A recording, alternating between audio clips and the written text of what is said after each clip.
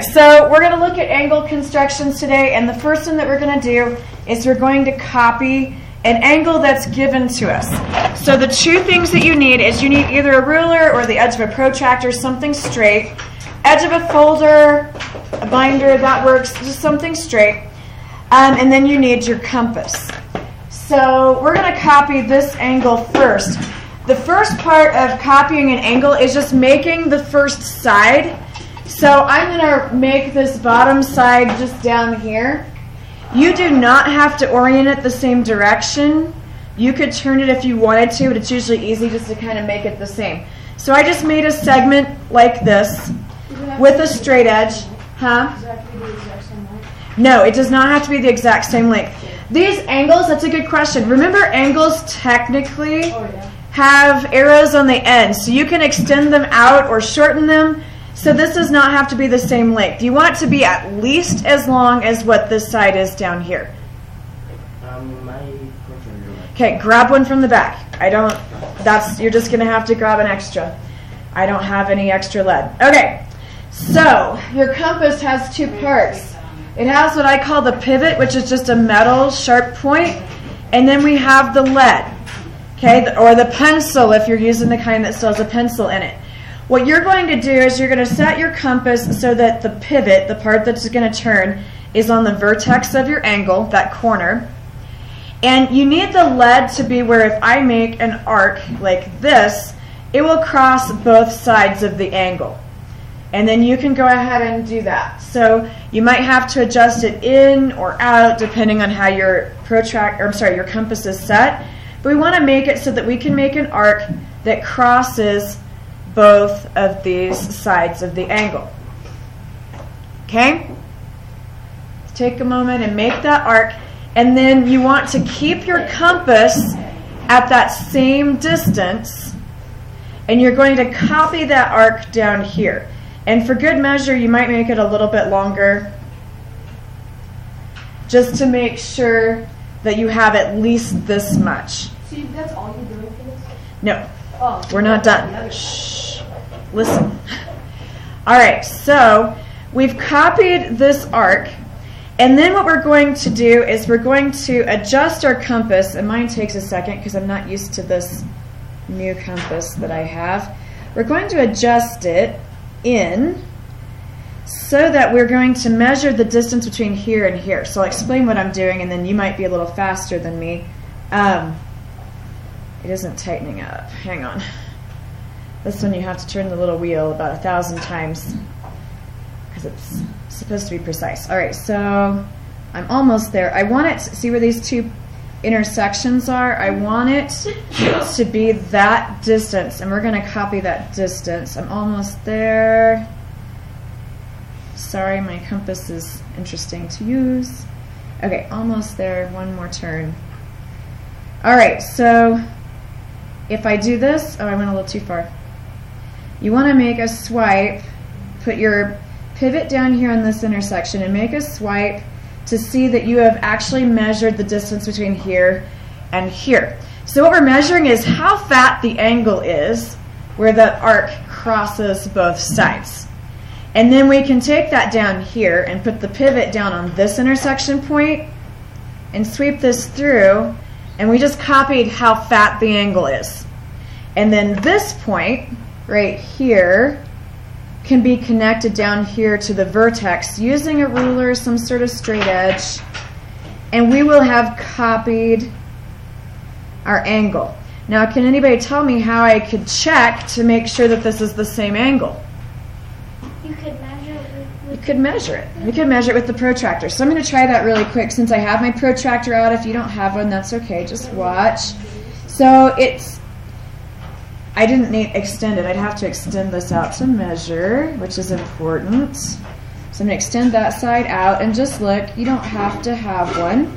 So it looks like it's about 30 degrees. So if I come down here, this one needs to be about 30 degrees also. I think it is going to line up. So we're good. So you could check just to make sure that you copied it. But remember, we're not constructing these by measuring. We're going back to this ancient idea of constructing. You used to be able to copy the same angle over and over and over and over again, And if you were doing drafting to draw a building, you would copy the same angles in a lot of different places. And that's how that would work. Okay, so we're going to do the same thing with number 2. Number 2 is going to look a little different because it's obtuse. So your first step is to draw the first side of your angle. So I'm just going to draw it down here. It doesn't have to be the same length as what this is. It just needs to be long enough that we can do our construction. So I am going to take my compass, and it's a little hard to see the vertex when they're obtuse like this, but I'm going to do the best I can here. And then you want your compass set at a distance where you can draw an arc that crosses both sides. So you're going to get almost a semicircle here to get it to cross both sides because it's just such a wide angle. Okay? So what we did was we just drew this arc so it crossed both sides of the angle. And we don't want to change our compass yet because we want to copy that arc down here. So we're going to copy that arc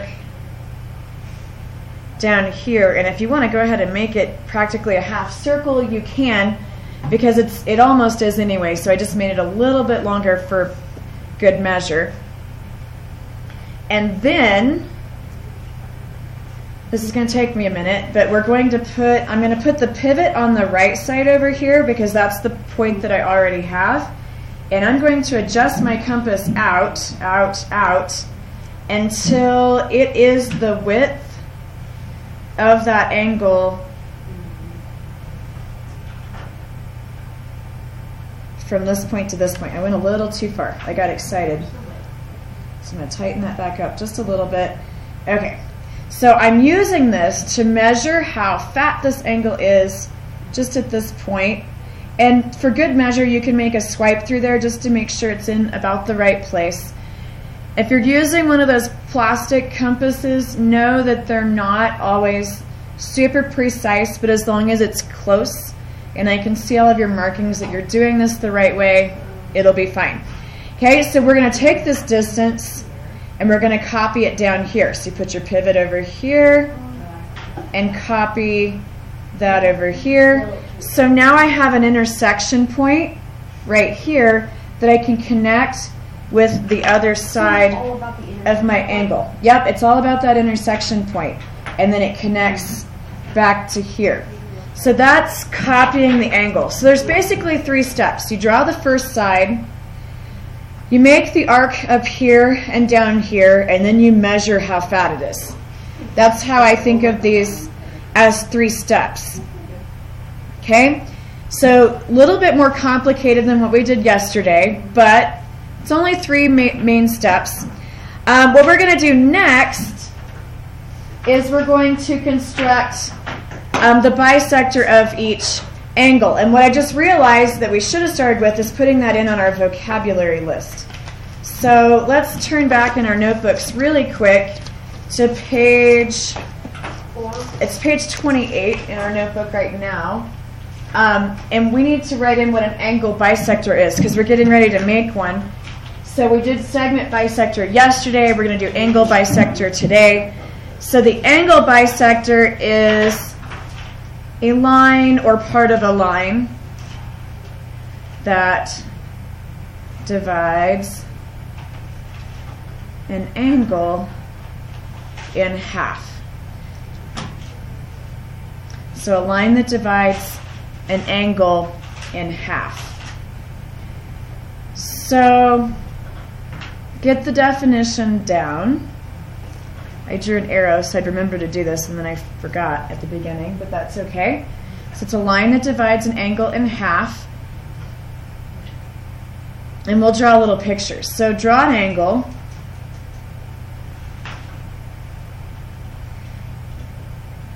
And let's say, I'm trying to estimate, let's say that this whole angle is 50 degrees. We'll just say that the whole angle is 50 degrees. If I put in an angle bisector, we're just going to do one sort of by sight here. What you're trying to do is cut that 50 in half which would make this 25 and 25. I didn't actually measure anything. I'm just trying to give you the idea of half. So if you take an angle and you cut it in half, that's what an angle bisector does. So it's a line or part of a line that divides an angle in half. Just like yesterday, the segment bisector divided a segment in half. Because it's like it's getting dissected.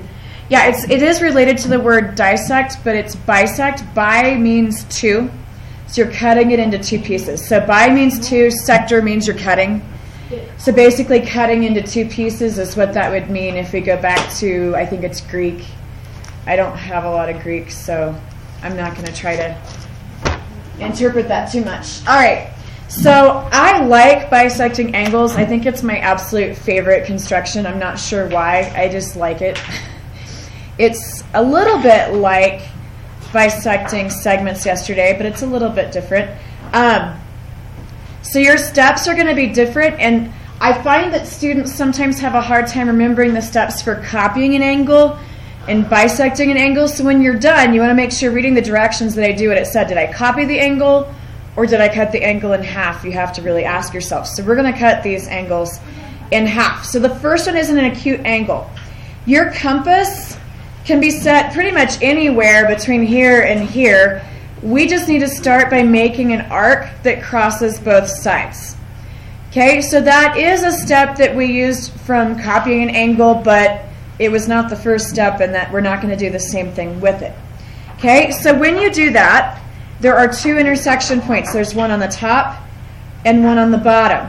And you can actually just keep your compass how you have it set right now. You could change it if you wanted to, but I just usually leave it. And what we're going to do is come out here, and I'm going to put my pivot on that top intersection point and make a little mark in here. And I'm going to use the exact same measurement. Too big. Yes. Okay, so if it's too big, then just bring it in a little bit. Make sure you're using the same measurement for the last two steps, for this step and the next step.